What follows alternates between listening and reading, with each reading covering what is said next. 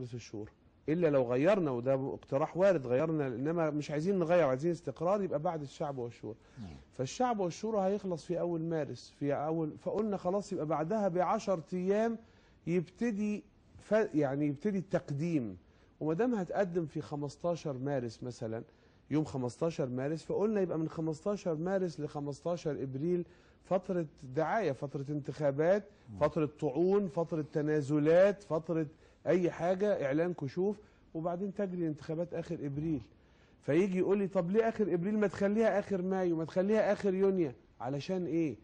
عايز إيه من الوقت؟ وأنا بقول لحضرتك أهو، وأنا أعلم، وعلى فكرة أنا عارف وهم عارفين، أنا فاهم وهم فاهمين، وهم فاهمين إن أنا فاهم، وأنا فاهم إن هم فاهمين ان الفرق. طب انا كده مش فاهم، وانا مش هقدر اقول دلوقتي الفرق بين مين فاهم ان ايه؟ ان الفارق بين 30 ابريل و30 يونيو فرق كبير جدا، وانا اعلم وانا فاهم وهم فاهمين زي ما بقول. مش هقول دلوقتي. استاذ حازم، ما هو انا مش فاهم وفي ملايين قدام الشاشه مش فاهمين وعايزين يفهموا.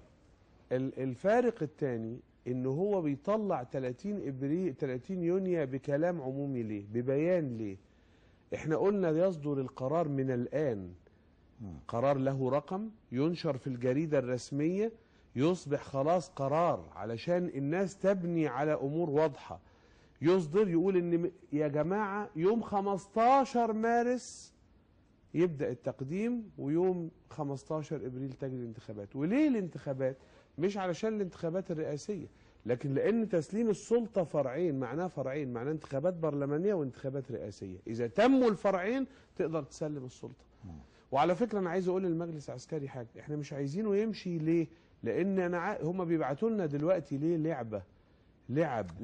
لعب هو بيبعتوا لكم كمين؟ بيبعتوا فتن ولعب. لا لمين؟ للناس اللي في التحرير. يبعت له يقول له إيه؟ طيب مجلس رئاسي مدني، يقوم يسوق الفكرة شوية.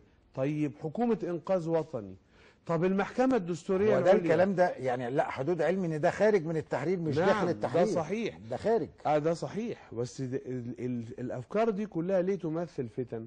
لأنك بتنقل إلى جهة أخرى، وأنت عندك تقدر تعمل حكومتك المنتخبة بعد 40 يوم، مجلس الشعب يخلص بعد 40 يوم، يصبح عندي برلمان الشعب هو اللي مختاره، هو اللي يقدر يعمل حكومته المستقرة.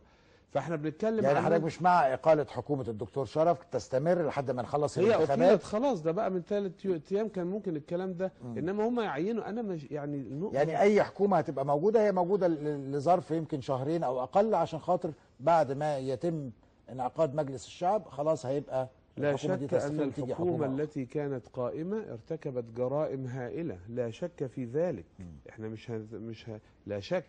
فكونها تمشي وكون النقطة الجوهرية حساب الناس، مين اللي عمل كده؟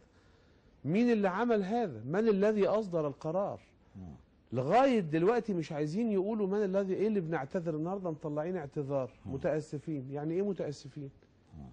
يعني لا، ما هو يعني هو يصدر اعتذار نزعل، ما يصدرش اعتذار نزعل. لا مش عايزين اعتذار، انا بقول لحضرتك مش عايزين. وقالوا في تحقيق، ما هو قالوا في اعتذار وتحقيق. تحقيق بقى دي النقطة، مش يجريه عبد المجيد محمود، ما هو كل تحقيقاته معيبة، احنا شايفين اهو التحقيقات اللي ما يجريه مين؟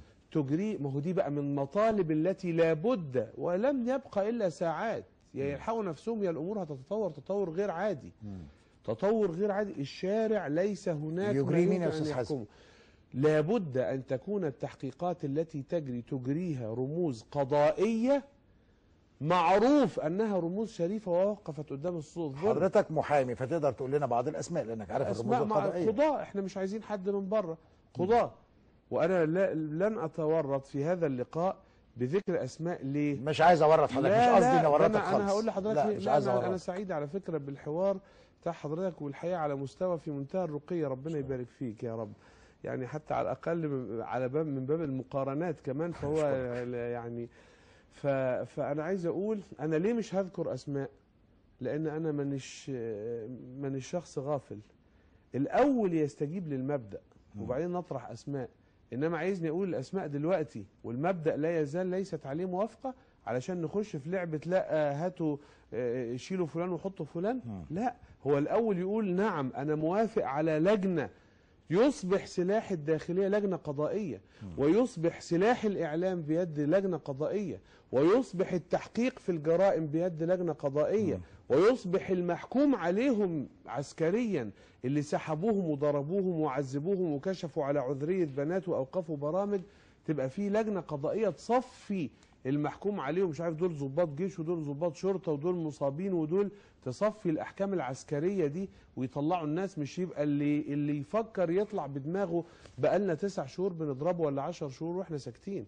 إذا استجابوا أهلا وسهلا، إذا ما استجابوش يتحملوا اللي هيحصل، واللي هيتحملوا اللي هيحصل مش تهديد لواحد مثلا بيسخن ولا بيبرد، لا ده قراءة الواقع. انزل حضرتك واقرأ بنفسك. يعني حضرتك بتقوله كقراءة للواقع، مش بتقوله كتهديد. يعني كل اللي حضرتك قلته ده ليس تهديد، ده قراءة للواقع، لكن هو قراءة يعني حضرتك بتقول ده النهارده كمحلل للوضع. لا، انا عمري ما اكون محلل في مثل هذا الوقت، انا جزء من هذه الكتلة البشرية، جزء، وسأكون من ضمن اللي يؤكد هذا اللي انا ذكرته الآن. يعني انا مش قاعد على الرصيف لا ماسك ميكروفون بعلق واقول جول ودخل ورا راحت ورا عملها عكسيه، لا احنا كتله بشريه، لابد ان نعرف ان احنا في اعناقنا الان مسؤوليه. انتخابات لازم تتم، حكومه لازم تكتمل، سلاح الداخليه لازم يصبح مش في ايد الداخليه لانها ترتكب ولا في ايد المجلس. طب انتخابات، عايز عند اول نقطه حضرتك قلت انتخابات لازم تتم، وواضح جدا ان هناك اصرار عند بعض الأطراف من ضمنها المجلس العسكري ومن ضمنها التيار الديني لإجراء الانتخابات، وهناك إصرار من جانب الشباب اللي مشتعلين في ميدان التحرير وغيرهم من الفئات بيقول إزاي تتم الانتخابات دي، بالتالي لا يمكن إنها تتم. ويمكن أنا نقدر نعرض، هستأذن حضرتك كده، استطلاع رأي سريع اللي هو استطلاع الرأي الرابع للأستاذة نجوى، الاستطلاع الرأي الرابع اللي هو بيتكلم عن هل الانتخابات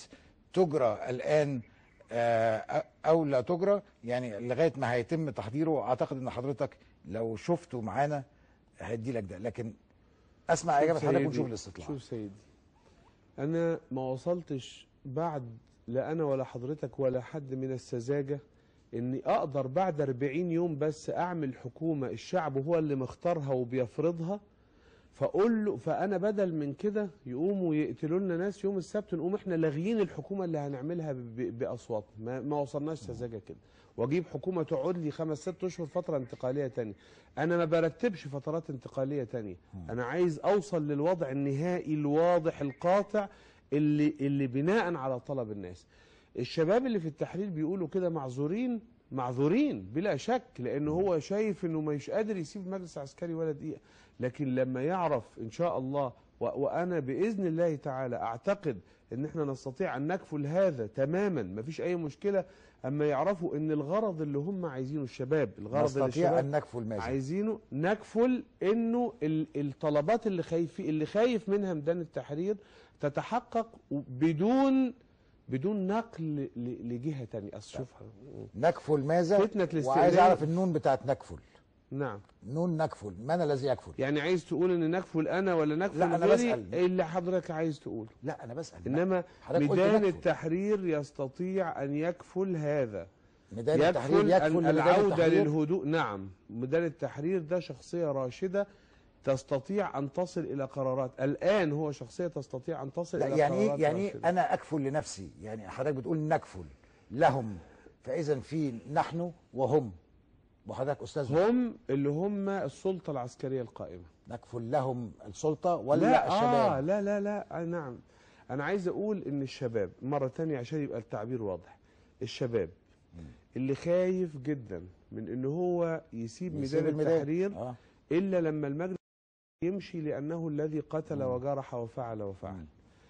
فلما بنقول له استنى لغاية الانتخابات البرلمانية تخلص مش ممكن يوافق، وبيقول مش هينفع الانتخابات البرلمانية. الشباب ده لما دول معانا، دول جزء، يعني ده جزء من الموجودين، مفيش خلاف. معرفة مشكلة ضمائر متصلة كتير قوي مع بعض، معانا احنا مين؟ ما انا عشان كده قلت لحضرتك ان الكتلة الموجودة في ميدان التحرير اعتبرها كتلة واحدة عشان معانا. ازاي يا استاذ حازم؟